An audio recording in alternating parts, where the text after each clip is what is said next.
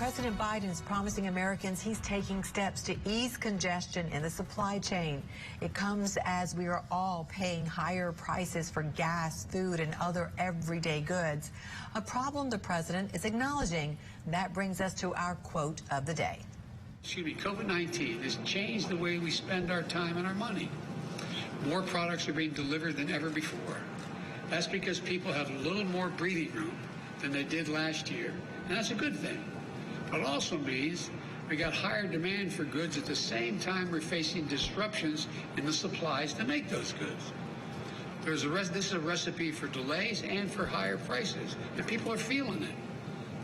The bottleneck in supplies at the nation's ports is behind a major spike in prices and is helping fuel inflation. It's also becoming a big liability for the White House. President Biden traveled to the port of Baltimore today, where he unveiled a new plan to unblock the supply chain and get goods moving faster. Newsy White House correspondent Willie James Inman has more about it. Scenes like this are becoming common at Falcon Hands Hardware in Baltimore. So we keep our electric boxes back here, but I've got an empty box here, I've got an empty box here. Bare shelves and frustrated customers unable to find common items like spray paint, electric boxes, and plastic tarps. It's just crazy.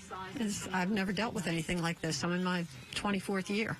I never had to deal with something like this where I couldn't get product. Falcon Hands family has run the independent hardware store since the 1960s and is now dealing with the same supply chain problems that are happening to both businesses and customers throughout the country. Well, you have to kind of explain to the customer that we can't get it if my supplier doesn't have it. My supplier can't get it if it doesn't come into the country or it isn't made where they can get it, where it's made in the United States. Now, the Biden administration is announcing new steps aimed at easing the supply chain crunch at the nation's ports. The move will allow pop-up storage sites for containers coming through the port of Savannah, Georgia, one of the nation's largest, and launch a review process to speed up the distribution of grant funding going to ports from the bipartisan infrastructure bill. President Biden highlighted the plan during a visit to the port of Baltimore on Wednesday, calling ports critical to the nation's economy. It's going to modernize our ports with $17 billion in investment.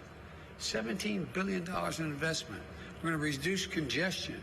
We're going to address repair and maintenance backlogs, deploy state-of-the-art technologies, and make our ports cleaner and more efficient. And that's something the executive director of the Maryland Port Administration agrees with. It's absolutely helpful to have that federal funding. It's worth the taxpayers' investment to invest in ports. And that's what's going on right now, because the more ports that you have in the United States of America, the more choices you have, and the local economy, the consumers can get their goods faster. DOYLE expects funding from the infrastructure bill to be used for future projects. The Port of Baltimore is already set to beef up operations in January with 4 new massive electric cranes that arrived earlier this year. We can receive the largest ships that can fit through the Panama Canal, and they're called 14,000 TEU container ships.